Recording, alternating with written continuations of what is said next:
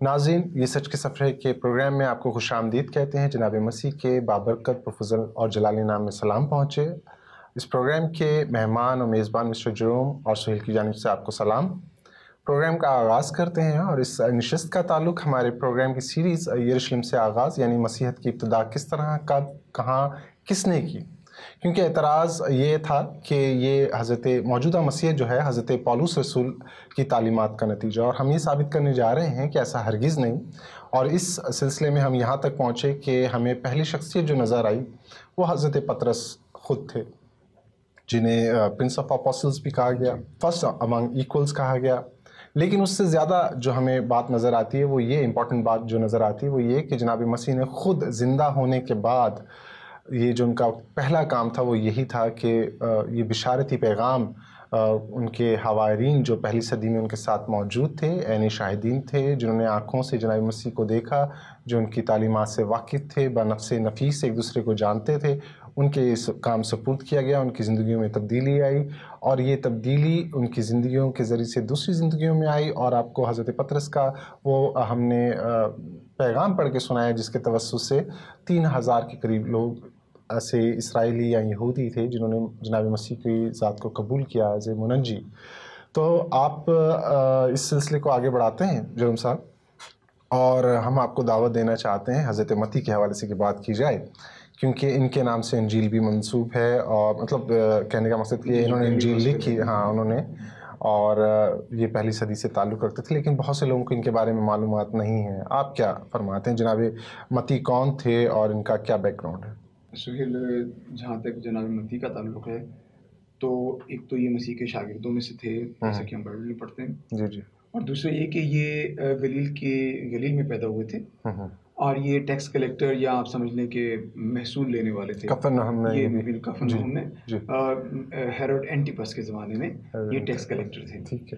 تو ان کا ذکر جو ہے ہم جب بائبل مقدس میں پڑھتے ہیں، یعنی انجیل میں ان کی اپنی جو مطلب ہاں اس میں جو ہے آپ پڑھتے ہیں تو اس میں 9 باب، ان کا جو 9 باب 9 آیت میں آپ پڑھتے ہیں، پھر آگے جا کے جو ہے ہم مرکز میں بھی پڑھتے ہیں ان کا ذکر۔ تو میں سمجھتا ہوں اگر یہ پڑھ لیا جائے تو تھوڑی سی کوئی مسئلہ نہیں، آپ مجھے بتائیے یہ انجیل باب مطابق متی 9 باب 9 آیت میں ہم ان کا ذکر پہلی دفعہ پڑھتے ہیں، اور ناظرین میرے ساتھ پڑھیے گا متی 9 باب اس کی 9ویں آیت۔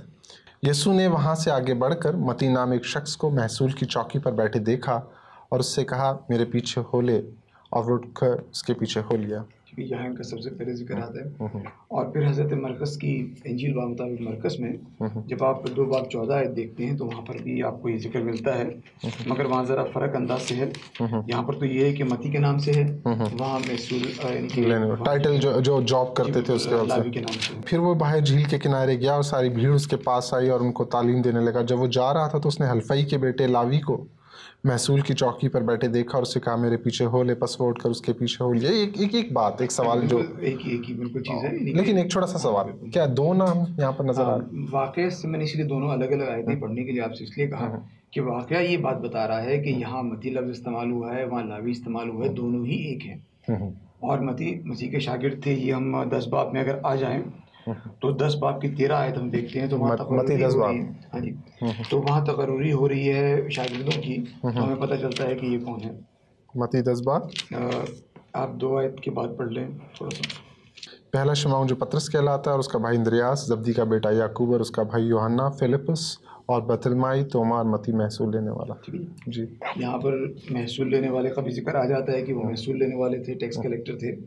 اور یہ دونوں آیتیں جو ہم نے بھی عرض مرکز کے توسط سے پڑھی، دونوں آیتوں کو ہم ملا دیں تو پتہ چلتا ہے کہ لاوی اور متی ایک ہی شخص ہیں۔ تو کیا لوگ 2 نام رکھا کرتے تھے؟ رکھتے ہیں؟ ہاں، وہ تو ظاہر ہے کہ میرے اپنے 2 نام ہیں، لوگ اس زمانے میں آج تک بھی روایت ہے یہ کہ لوگ 2 نام رکھتے ہیں۔ تو یہ اس زمانے میں تو یہ حلفائی کے بیٹے تھے، ٹھیک ہے، اور گلیل میں پیدا ہوئے تھے، ٹیکس کلیکٹر تھے ہیروڈ اینٹیپس کے زمانے میں۔ ہاں، میں ایک چھوٹی سی ایک ریسرچ کر رہا تھا تو میں یہ دیکھ رہا تھا کہ جناب متی کے جب لاوی رکھنے کی جو وجہ نظر آتی ہے کہ وہ کاہنوں کے خاندان سے ہوں گے، اور وہ ان کے لیے باعث فخر تھا کہ وہ اس طرح کا نام رکھتے جو ان کی نسل کو, ان کے قبیلے کو ظاہر کرتے. تو یہ رکھا ہے. لیکن کیونکہ انہوں نے ایک عجیب و غریب پیشہ اختیار کیا ہوا تھا محصول لینے والا, اور اس کی تعریف میں چاہوں گا کہ آپ ہمیں تھوڑے بیک گراؤنڈ کے حوالے سے جب بتائیں تو یہ بھی بتائیے کہ محصول لینے والے کس طرح کے لوگ تھے, ان کو کس نظر سے دکھایا تھا. حضرت متی نے اس کو بہت زیادہ. ہاں جی بالکل. محصول لینے والے آپ سمجھ لیے کہ بالکل ناپسند تھے یہودیوں کے ہاں, کیونکہ ایک تو وہ دشمنوں کا کام کر رہے تھے, رومن ظاہر دشمن تھے ان کے, دشمنوں کا کام کر رہے تھے اور ان کے لیے کام کر کے وہ ان سے ٹیکس کلیکٹ کر رہے تھے.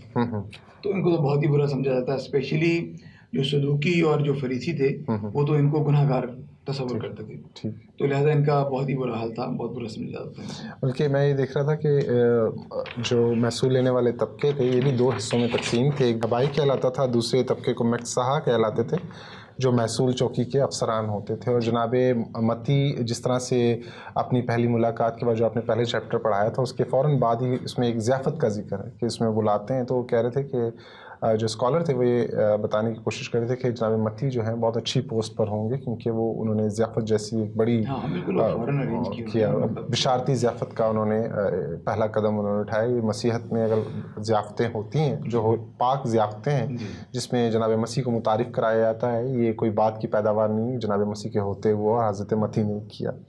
ٹھیک ہے, حضرت متی کے بارے میں جو ایکسٹرنل ایویڈنس ہیں بزرگوں کے حوالے سے اگر آپ اس کے حوالے سے کچھ بات کرنا چاہیں. عام طور پر یہ اعتراض ہوتا ہے اور پچھلے زمانے میں تو نہیں, میں سمجھتا ہوں کہ یہ ریسنٹ ایئرز میں یہ چیز ابھر کر آئی ہے کہ یہ جو انجیل بامطابق متی ہے جناب متی کی تصنیف نہیں ہے, یہ کہا جاتا ہے. تو ابھی بات عجیب سی ہے کچھ. اس کی وجہ یہ ہے کہ دیکھیے جب بھی ہم کسی چیز کو یہ دیکھتے ہیں کہ یہ کتاب جو ہے فلاں شخص کی تصنیف ہے یا نہیں ہے تو اس کی کچھ ہم ایویڈنسز چیک کرتے ہیں, جیسے کہ آپ نے ایویڈنسز کا ذکر کیا. تو کچھ ایکسٹرنل ایویڈنسز ہوتی ہیں, کچھ انٹرنل ایویڈنسز ہوتی ہیں. تو آپ دیکھیے کہ ابھی مجھے اس بات سے ایک استاد کی بات یاد آ گئی. ایک صاحب نے کہا کہ مسیح کو صلیب نہیں ہوئی ہے اس لیے کیونکہ ہم نہیں مانتے کہ مسیح کو صلیب ہوئی ہے, وہ تو زندہ آسمان پر اٹھا لیے گئے ہیں. تو مسیح نے کہا کہ استاد نے کہا کہ دیکھیں اگر کسی شخص کا قتل ہو جائے اور موقع واردات پر آپ 6 منٹ دیر سے پہنچے تو کوئی آپ کو عینی شاہد نہیں کہتا, اور آپ کی جو ایویڈنس ہے وہ شہادت جو ہے وہ قابل قبول نہیں ہوتی. اگر آپ 600 سال بعد آ کر ایسی بات کریں گے کہ مسیح کا انتقال نہیں ہوا, مسیح کو صلیب نہیں ہوئی, تو کون آپ کی بات مانے گا؟ تو آپ کی تو ایویڈنس ویسے بھی جو ہے وہ کمزور نہیں. تو آج کے زمانے میں اگر کوئی ایسی بات کرتا ہے کہ جناب متی تو کی یہ تصنیف نہیں ہے, تو ہمیں دیکھنا یہ ہے کہ جو پرانے زمانے میں جا کر ہم دیکھیں کہ کیا اس زمانے میں بھی ایسے اعتراضات ہو رہے تھے جناب متی کی انجیل کے اوپر. اور اس کی بنیادی وجہ تو یہی کہ کہیں ہمیں کوئی سگنیچر نہیں ملتا کہ یہ انجیل میں نے لکھی ہے, میں متی ہوں, میں, اور اس کا کچھ ایسا ایویڈنس نہیں, تو شاید اس وجہ سے اعتراض پیدا ہوئے. اعتراض مگر بات یہ ہے کہ ہمیں دیکھنا یہ ہے کہ کیا یہ کتاب سرکولیشن میں تھی. تو ہم دیکھتے ہیں کہ ہمیں ایویڈنس ملتی ہے کہ پہلی صدی میں یہ کتاب سرکولیشن میں تھی. ٹھیک ہے, پہلی بات تو یہ کہ, اور پھر سب سے جو اسٹرانگ ایویڈنس جس کو میں اسٹرانگ ایویڈنس سمجھتا ہوں, لوگ اکثر جو بات کرتے ہیں وہ یہ کہتے ہیں کہ بالکل کنیکٹڈ ایک سلسلہ نہیں چل رہا, متی کی انجیل ٹرانسفر کرنے تک کنیکٹڈ سلسلہ نہیں چل رہا. میں یہ سمجھتا ہوں جو سب سے اسٹرانگ ایویڈنس مجھے ملتی ہے, ہمارے لوگ جو غلطی بنیادی طور پر کرتے ہیں وہ یہ کرتے ہیں کہ وہ چرچ فادرز کو بالکل نہیں پڑھتے. دیکھیں چرچ فادرز کو آپ نہیں اگر پڑھیں گے تو آپ کے پاس وہ اسٹرانگ ایویڈنسز جس کو آپ پیش کر سکتے ہیں مسیحیت کی اور ببلیکل اوتھینٹسٹی کے لیے, وہ پیش نہیں کر پائیں گے. یہ غلطی ہے. اور میں ناظرین سے بھی مطلب یہ درخواست کروں گا کہ وہ چرچ فادرز کو ضرور پڑھیں کیونکہ ہسٹری از ویری امپورٹنٹ. اور اسپیشلی آپ دیکھیے کہ چرچ فادرز کی جو ہسٹری ہے اٹس ویری ایکوریٹ, تو آپ کو وہ پڑھنی ہے. کوئی خاص نام جن کی طرف خاص نام میں حضرت پطرس سے شروع کرتے ہیں. ٹھیک ہے, حضرت پطرس سے خاص نام تو کوئی نہیں ہو سکتا. صحیح. تو حضرت پطرس جو ہیں, آپ یہ نہیں سمجھ لیجیے, ہم نے پچھلے پروگرام میں جو ذکر کیا تھا سن 44 اور 50 کے درمیان, اور آپ دیکھیے کہ حضرت پطرس جو تھے پہلے بشپ رہے روم کے, ٹھیک ہے. ان کے بعد تیسرے پوپ جو ہیں اگنیشیس, تو اگنیشیس نے آپ سمجھ لیں ہی سکسیڈڈ ایووڈیس. تو ان کا جو انتقال ہو رہا ہے ایووڈیس کا, وہ سن 67 میں ہو رہا ہے. تو 67 میں اگر ان کا انتقال ہو جاتا ہے تو آپ سمجھ لیجیے کتنا قریب کا زمانہ. یعنی مسیح آسمان پر اگر سن 34 میں جاتے ہیں, سن 34 میں آپ آسمان پر چلے گئے, حضرت پطرس ان کے بعد بشپ بن گئے, بشپ آف روم بن گئے, اس کے بعد ایوڈیس بنے. تو یہ تینوں, اور بلکہ بعض روایت تو ہمیں یہ ملتی ہیں کہ اگنیشیس جنہوں نے سکسیڈ کیا ایوڈیس کو, یعنی کہ he was the third bishop of Rome, یعنی وہ جو تیسرے بشپ تھے یعنی اگنیشیس, ان کا تقرر بھی, یعنی ان کو جو آپ سمجھ لیں کہ ان کی جو تاج پوشی جو ہے, ان کی تاج پوشی جو ہے وہ بھی حضرت پطرس نے ہی کی. ایسی ایویڈنسز ملتی ہیں ہمیں. یعنی یہ 67 کا زمانہ ہے. تو اگنیشیس جو ہیں وہ کوٹ کر رہے ہیں حضرت متی کی انجیل کو, اور انہیں 7 مقامات پر کنٹرول کیا اپنے ایپسٹل میں. یعنی یہ سن 107 کی بات ہے. سن 107 میں جب انہوں نے لیٹر لکھا تو 5, 6 یا 7 جگہ انہوں نے کوٹ کیا اس انجیل کو. تو جو کوٹ کر رہا ہے اس انجیل کو, اس کی لائن دیکھیں کیا ہے, حضرت پطرس, ایوڈیس, اور اس کے بعد اور جن کو بٹھانے والے حضرت پطرس خود ہیں. تو وہ غلطی کیسے کر سکتے ہیں یہ جاننے میں کہ یہ تصنیف جو ہے حضرت متی کی ہے. اس کے حوالے سے میں ایک اسکالر کو بھی پڑھ رہا تھا, گرام اسٹینٹن کا نام ہے, برٹش اسکالر ہیں, وہ یہ بتاتے ہیں کہ جب آپ کسی بھی پرانے کتاب کا مطالعہ کرتے ہیں اور مطالعہ کرتے وقت اس پر کوئی اعتراض اٹھاتے ہیں اور آپ کے پیش نظر آج کے اصول ہوں تو پھر آپ غلطی کرتے ہیں, کیونکہ اس کا بنیادی اصول یہ ہے کہ وہ کلچر فرق تھا. ناظرین, یہ بہت امپورٹنٹ ہے کہ وہ کلچر ہی فرق تھا وہاں پر, اور پھر کلچر کے ساتھ ساتھ وہ حالات فرق تھے. وہ جناب مسیح کے بارے میں بتا رہے تھے, اپنے بارے میں نہیں بتا رہے تھے. اور اپنے بارے میں جب بھی جناب مسیح کی ذات کے تعلیمات کو, ان کی ذات کے بارے میں لکھتے ہیں, تو اپنے لیے جب متی کے انجیل میں ہم پڑھتے ہیں تو آپ اپنے آپ کو محصول لینے والا, اور اپنا نام صرف اسی انجیل میں کہا گیا.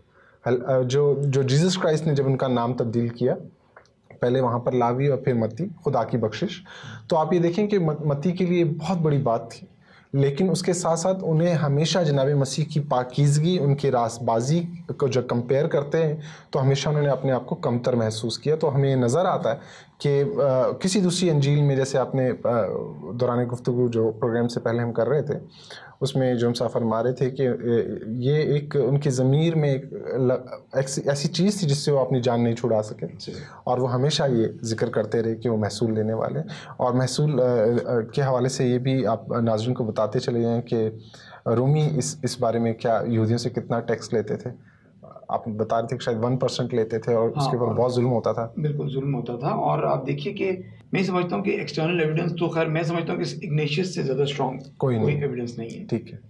اور مطلب ناظرین سے پھر درخواست کی چرچ فادرز کو ضرور پڑھیں, ایک کمپلیٹ ہسٹری آپ کو مل جاتی ہے, آپ بات کرنے والے بن جاتے ہیں. آج کل تو اویلیبل ہے, ویسے بھی انٹرنیٹ پہ گوگل کرنے کی بات ہے, کوئی اتنا بڑا مسئلہ نہیں ہے. اچھا, انٹرنل ایویڈنس میں دیکھیں جب ہم ٹیکسچوئل انالیسس کی بات کرتے ہیں تو 2 امپورٹنٹ چیزیں ہمارے سامنے ہیں. فرض کیا ہم تصور کر لیں کہ یہ حضرت متی کی نہیں لکھی ہوئی, ٹھیک ہے, یہاں سے آپ شروع کر لیں اس کو. ہم نے مان لی لوگوں کی بات کی حضرت متی کی نہیں لکھی ہوئی, اب انالائز کیسے کریں گے؟ کچھ مشابہت تو پائی جاتی ہوگی حضرت متی میں اور اس کتاب میں. دیکھیں الہام جب خدا کسی کو دیتا ہے تو خدا کا مقصد یہ ہوتا ہے کہ الہام کے یہ موتی ہیں, آپ چن لیں. ٹھیک ہے, الہام سب ہے. دیکھیے حضرت متی کو دیا وہ بھی الہام ہے, ٹھیک ہے. حضرت مرقس کو دیا وہ بھی الہام ہے, حضرت یوحنا کو دیا وہ بھی الہام ہے. بلکہ آپ یہ کہہ لیجئے کہ جو ہم پر اعتراض کر رہے ہیں وہاں پر تو شہد کی مکھی کو بھی الہام دیا جاتا ہے. جی, حضرت لوقا کو جب دیا تو وہ بھی الہام ہے. اب فرض کر لیجئے یہ ہے کہ اگر 12 آیات دے دی جائیں اور فی آدمی 3 آیات آئیں اور خدا ان سے یہ کہے, میں ایک تصور باندھ رہا ہوں صرف, کہ خدا ان سے کہے کہ بھائی یہ 12 آیتیں ہیں, ساری کی ساری الہام ہیں, اپنے اپنی چوائس کے مطابق آپ چن لیں اسے. تو کچھ 3 کے قریب جو ہیں وہ حضرت متی لے جائیں, مرقس لے جائیں, اور لوقا لے جائیں, اور یوحنا لے جائیں. تو آپ دیکھیے کہ ہم دیکھتے ہیں کہ ہیومن سائیکالوجی کیا ہے. اچھا, 3 آیات اگر حضرت متی چنیں گے تو وہ 3 آیات جو ہے ان کی شخصیت کو ریفلیکٹ کریں گی. ٹھیک ہے, تو میں اس حوالے سے سمجھتا ہوں کہ انٹرنل ایویڈنس جو ہے وہ بھی امپورٹنٹ ہے یہ جاننے کے لیے کہ یہ واقعی متی سے کچھ مشابہت رکھتی ہے ان کی شخصیت سے یا نہیں. یعنی کانٹیکسٹ فرسٹ سینچری کا ہی ہونا چاہیے. بالکل. اور آپ دیکھیے کہ سب سے پہلے تو ہمیں یہ طے کرنا ہے کہ یہ کتاب جو لکھی گئی ہے یہ کسی یہودی نے لکھی ہے. ٹھیک ہے. اب دیکھیے کہ پہلی آیت سے ہی آپ کو اندازہ لگنے لگتا ہے. آپ کو میں ایک چیز پڑھاتا ہوں. جی جی جی پلیز. اور وہ یہ کہ دیکھیے کہ حضرت متی کا جو تصنیف ہے غالباً اگر 70 سے پہلے کی لکھی گئی ہے, اور مطلب آپ ایکسٹرنل ایویڈنس دیکھیں تو اندازہ ہوتا ہے کہ 70 سے پہلے لکھی گئی ہے, 67 اور اس کے درمیان, 50 اور اس کے درمیان. تو اب دیکھیے کہ اس وقت کا میں اب اس وقت کی عبارت دہرا رہا ہوں, اور میں آپ کو حضرت متی کی اس میں سے پڑھ کر سناتا ہوں, اور آپ دیکھیے کہ اسٹائل سے آپ کو کیا اندازہ ہوتا ہے. کیونکہ جن لوگوں نے آج کل بچے بھی بلکہ اسکول میں بک ریویوز وغیرہ کرتے ہیں تو اس میں آپ کو اسٹائل دیکھنے کو ملتا ہے کہ صاحب لکھنے والے کا اسٹائل کیسا ہے. ہاں جی. تو آپ دیکھیے کہ یہاں آپ کو کیسا اسٹائل ملتا ہے. اسٹارٹ کیا ہے, یسوع مسیح ابن داؤد ابن ابراہیم کا نسب نامہ. یعنی دیکھنے میں بالکل آیت جو ہے سمپل سی ہے, اور کہا جا رہا ہے. اب دیکھیے کہ مگر یہودی اسٹائل کیا ہے کہ جب کوئی آیت پڑھ کر سنا دیتے ہیں یا جب کوئی عبارت دہراتے ہیں تو اس میں کوئی نہ کوئی ہسٹری پنہا ہوتی ہے, کچھ اور کہہ رہے ہوتے ہیں. یہ اسٹائل ہے ان کا. تو پتہ چلتا ہے کہ یہ یہودی نے لکھی ہے. دیکھیں یسوع مسیح ابن داؤد, آپ دیکھیے کہ ترتیب الٹی ہے. حضرت ابراہیم چونکہ ہسٹری کے حساب سے پہلے آئے تھے, ان کا نام پہلے ہونا چاہیے تھا. یہاں پر حضرت داؤد کا نام پہلے, حضرت ابراہیم کا نام بعد میں.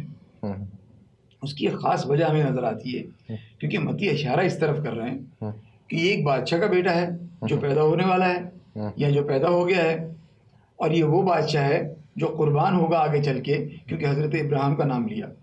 دونوں چیزیں یہ نظر آتی ہیں ہمیں. پھر دونوں چیزیں یہ نظر آتی ہیں کہ ان دونوں ہی سے وعدے کیے گئے ہیں نجات دہندہ کے. اسی لیے دلیل کے طور پر اب پیش کس کو کیا جا رہا ہے, یہ دلیل ایک عام آدمی کے لیے کوئی دلیل نہیں ہے, مگر یہ عبارت دلیل بن جاتی ہے کہ اگر یہودی پڑھے تو اس کے لیے دلیل بن جاتی ہے کہ یہ نسب نامہ کس ذات کا دیا جا رہا ہے. اس سے تو وعدے بھی کیے گئے ہیں, اور اس سے جو ہے یہ ہے بھی بادشاہ کا بیٹا. اس کا مطلب ہے کہ پہلی سینچری جو ہے یہ بہت امپورٹنس کی حامل ہے, کیونکہ وہاں پر نظر آ رہا ہے کہ یہ پریچنگ شروع ہو گئی ہے, اور نہ صرف یہ کہ زبانی بلکہ تحریر صورت میں بھی. آپ دیکھیں کہ جب بھی ہم کتاب لکھتے ہیں ہمارے ذہن میں ہماری آڈینس ہوتی ہے. جیسے میں نے کہا کہ الہام سب ہے, حضرت متی ڈیفینیٹلی وہی آیات چنیں گے یا وہی واقعات چنیں گے, کیونکہ الہام وہ بھی ہے یہ بھی ہے. وہ واقعات, یہ سائیکالوجی, ہیومن سائیکالوجی ہے, وہ واقعات چنیں گے جو ان کو زیادہ اٹریکٹ کر رہے ہیں, جو ان کی شخصیت سے ریلیٹڈ ہے. تو ان کی شخصیت کیا ہے, اب یہ آڈینس ان کی کون ہے, یہاں سے پتہ چل جاتا ہے آپ کو آڈینس کون ہے, کن کے لیے لکھ رہے ہیں. بھائی دیکھیے کہ یہ کسی ایسے شخص کے لیے نہیں لکھ سکتے جو اولڈ ٹیسٹمنٹ کو نہیں مانتا. ان کو پتا ہے کہ یہ شخص اولڈ ٹیسٹمنٹ کو مانتا ہے جس کے پاس میری کتاب جا رہی ہے. تو یہاں سے آپ کو تھوڑا تھوڑا اندازہ ہونے لگتا ہے کہ یہ کون ہے شخص اور کن کے لیے لکھ رہا ہے. بلکہ میں یہ بھی سوچ رہا ہوں کہ یہ ثبوت کے طور پہ بھی وہ پیش کرتے ہوں گے کہ اگر مجھے رومن یا جو اس پیشے سے نکالا ہے کسی نے, جو مجھے دوبارہ مسیحت مطلب اسرائیل کی جو منجی جس کا انتظار ہو رہا ہے اس کی طرف لے کر آیا, وہ جناب مسیح کی ذات ہے. اور وہ یہ اپنے یہودی ہونے کے ثبوت میں, اس خوشی میں جو ان کو حاصل ہوئی بحیثیت اسرائیلی, جو یہ حضرت ابراہیم سے حضرت اسحاق سے وعدہ کیا گیا تھا, اور جب حضرت متی اس وعدے میں شریک ہوتے ہیں, جناب مسیح کے توسط سے واپس آتے ہیں محصول, کیونکہ میں یہ دیکھ رہا تھا کہ محصول لینے والے بہت زیادہ کمایا کرتے تھے. معذرت کے ساتھ میں آپ کی بات میں مداخلت کر رہا ہوں, لیکن میں جناب متی کے اس انجیل جو آپ ایویڈنس کی بات کریں اس کے خد و خال کو بیان کرنے کی کوشش کر رہا ہوں کہ جناب متی بہت زیادہ شکر گزار نظر آتے ہیں جب وہ انجیل کو تحریر فرماتے ہیں, اور وہ شکر گزاری کا اظہار اس طرح سے کرتے ہیں کہ بار بار اپنے بارے میں بتاتے ہیں, اور جب ہم انٹرنلی اس کے اندر اس کو ایکسپلور کرنے کی کوشش کرتے ہیں تو ہمیں پتہ چلتا ہے کہ جو اس دور میں جو محصول لیا جاتا تھا اس میں اس طرح کے حالات تھے کہ جو رومن گورنمنٹ کے لوگ تھے یا جو شہنشاہ تھے جو بڑی پوسٹ پہ تھے وہ اتنا دھیان نہیں دیا کرتے تھے بڑی چوکیوں کے اوپر. جو افسران تھے وہ بہت زیادہ رشوت لے لیا کرتے تھے, ان کو کوئی پوچھنے والا نہیں تھا. وہ لوہے کی راڈ لے کر, لکڑی راڈ لے کر وہ تھیلوں میں جو ہوتے تھے اس میں گھونپا کرتے تھے, دیکھا کرتے تھے, اور اپنی مرضی کا محصول لے لیا کرتے تھے. تو جو انڈائریکٹ ٹیکس ہوتا تھا جو بڑی چیزوں کے اوپر ہوتا تھا, تو حضرت متی ایک بہت نفرتی زندگی گزارے تھے, اس میں شاید خوش تھے بہت, اور خداوند تعالیٰ نے جو ان کو توڑا دیا ہوا تھا جو ان کے کام فرض سونپا گیا تھا، جب جناب متی کو اس کا احساس ہوا، جناب متی کو بلایا گیا اور جناب متی نے حضرت مسیح کو قبول کرتے ان کے پیچھے ہو لیے، تو انہوں نے وہ توڑا، وہ جو نعمت تھی انہوں نے استعمال کی اور تحریر میں لے کر آئے. اور لوگ کہتے ہیں کہ پہلی انجیل انہوں نے ہی لکھی، مرکز کی انجیل بعد میں. سوری، آپ کچھ کہنا چاہ رہے تھے. میں یہ کہہ رہا تھا کہ یہ تو آپ کو پتہ چلتا ہے، اب یہ کتنے ہزار سال پہلے کی عبارت ہم پڑھ رہے ہیں، 2000 سال سے بھی پہلے کی عبارت پڑھ رہے ہیں. دیکھیے اسٹائل نہیں بدلا. آج میں ایک اور یہودی کی عبارت آپ کو پڑھ کے سناتا ہوں. پلیز بالکل یہ آج کے ہیں، میں ہیں، چاہے مسائنک جو ہیں، مگر یہ کہ یا کرسچن کہہ لیں آپ ان کو، ٹھیک ہے. اسٹائل دیکھیے، Genesis records the beginning of every thing accept God. ٹھیک ہے. اسٹائل وہی ہے کہ اس میں کچھ پنہایا ہے. میں جو عبارت لکھ رہا ہوں اس میں کچھ ہے. He who was in the beginning has no beginning. For everlasting to everlasting thou art God. پھر آگے لکھتے ہیں کہ Genesis is divided into two main sections, chapter 1 to 11 and 12 to 15. The first is built around gigantic events. The second around spiritual giants. مطلب word پلے، آپ کو word پلے آپ کو یہاں نظر آ رہا ہے، یعنی وہ اسٹائل سے آپ کو پتہ چلتا ہے کہ دیکھو اسٹائل 2000 سال پہلے بھی ایسا تھا، آج بھی ویسا ہے. ایکچولی میں یہ دیکھ رہا تھا کہ اولڈ ٹیسٹمنٹ پہ جب یہ سلسلہ شروع ہوا نکات کا، تو سب سے پہلے اولڈ ٹیسٹمنٹ پہ اعتراض کیا گیا کہ جی تحریری کوئی مواد یا تحریری بائبل ہو نہیں سکتی. اور انہوں نے یہ اخذ کیا کہ جناب حضرت ابراہیم کے زمانے میں لکھائی پڑھائی کا کوئی وجود نہیں تھا. وہ تو بھلا ہو آثار قدیمہ کے ماہرین کا کہ حمورابی کے وہ کوڈیکسز وغیرہ، حمورابی کے جو ان کا جو پتھر پہ لکھا ہوا تھا وہ ملا ہے، کوڈ آف حمورابی مل گیا. تو وہاں سے پتہ چلا اور یہ مفروضہ اپنے ساتھ دفن ہو گیا اسی اعتراض کے ساتھ کہ بائبل لکھی نہیں جا سکتی تھی. حضرت متی کے اوپر جو اعتراضات اٹھائے جاتے ہیں، اس کے پیچھے جو بنیادی اعتراض ہے وہ بھی یہی ہے کہ جناب مسیح کے جو حواری تھے وہ ان پڑھ تھے. ایسا نہیں ہے، کیونکہ ایک ٹیکس کلیکٹر جو ہے وہ ان پڑھ نہیں ہو سکتا، کچھ بھی ہو ان پڑھ نہیں ہو سکتا. تو اگین ٹو ایویڈنسز، تو ہم یہ کہہ رہے تھے کہ اب ہمیں یہ اندازہ ہوتا ہے کہ یہ یہودیوں کے لیے لکھ رہا ہے، کیونکہ جن کے لیے لکھ رہا ہے ان کا ریفرنس چونکہ دے رہا ہے، اندازہ یہ ہو رہا ہے کہ یہ ان کو ریلیٹ کر رہا ہے. ٹھیک ہے. دوسری میں نے کچھ ایویڈنسز یہاں لکھ کر رکھی ہیں، میں چاہتا ہوں کہ ہم اس کے اوپر تھوڑا سا غور کریں اور ناظرین بھی غور کریں اس کے اوپر. اور وہ یہ ہے کہ اندرونی شہادت میں دو چیزوں کی طرف اشارہ ملتا ہے کہ ایک تو وہ یہودی تھے اور دوسرے یہ کہ ٹیکس کلیکشن کی بھی کوئی ہمیں ایویڈنس ملنی چاہیے.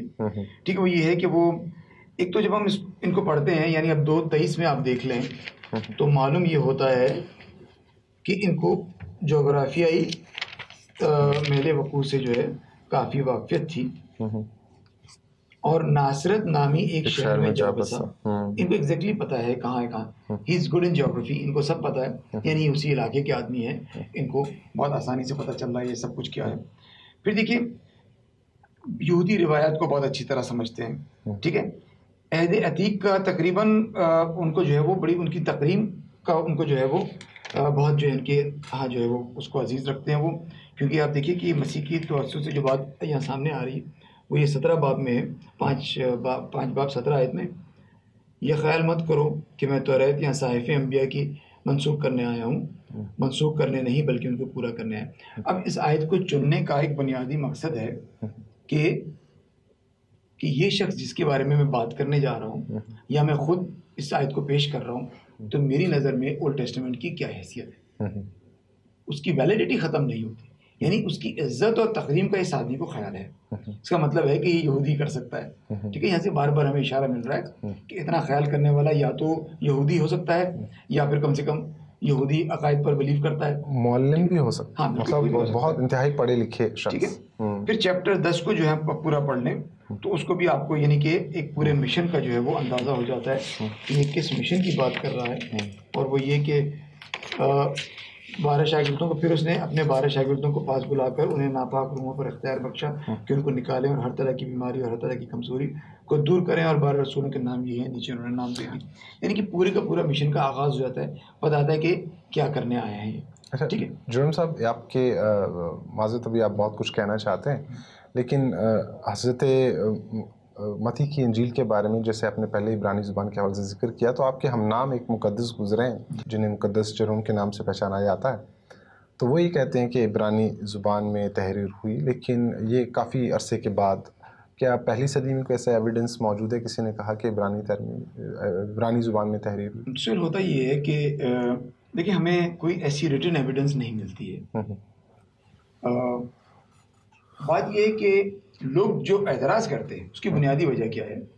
اس کی بنیادی وجہ یہ ہے کہ لوگ یہ کہتے ہیں کہ صاحب پہلے انہوں نے عبرانی میں تحریر کی، اس کے بعد چونکہ ٹیکسٹ جو ہے وہ حذف ہو گیا، غائب ہو گیا، اس سے انہوں نے ٹرانسلیٹ کسی نے کیا، یہ نہیں کہتے کہ کسی نے کیا اس کو گریک میں. تو چونکہ ٹرانسلیٹ جب کیا جاتا ہے تو بہت سا علم حذف ہو جاتا ہے، بہت سا جو ہے وہ الہام جو ہے اس کے وہ معنی نہیں رہتے ٹرانسلیشن میں. تو میں سمجھتا ہوں کہ یہ غلط ہے.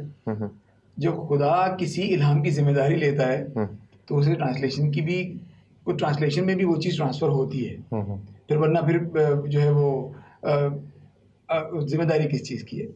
صحیح بات. اس کی اگر خدا لیتا ہے اس ٹیکسٹ کی حفاظت کی ذمہ داری، تو یہ کس طرح کی حفاظت ہے کہ ایک اس میں تو ہوتی ہے اور دوسری اس میں ختم ہو جاتی ہے. پھر آپ یہ دیکھیں کہ انسانی لیول کے اوپر بھی جب آپ دیکھیں تو دوسرے گواہ وہاں پر موجود ہیں، اور وہ ایک جو پیشن گوئیوں کا جو پورا منطقی انجام ہے جناب مسیح کی ذات میں نظر آ رہا ہے انہیں، اور وہ ذات اس وقت وہاں پر موجود ہے. تو ایسے لوگ کس طرح سے ٹرانسلیشن میں بھی بے احتیاطی برت سکتے ہیں؟ بالکل یہ بہت مشکل کام ہے.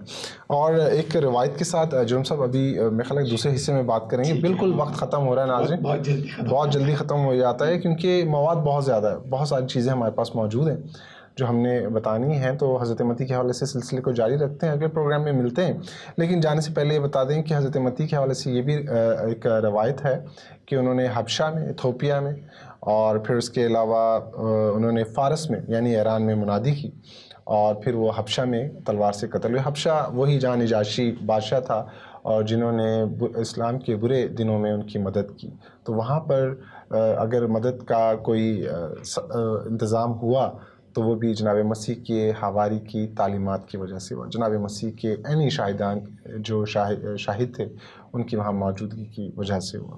ناظرین، حضرت متی کے بارے میں مزید جاننے کے لیے ہمارے دوسرے پروگرام کو دیکھنا نہ بھولیے گا. پھر ملتے ہیں اگلی نشست میں، تب تک کے لیے خدا حافظ.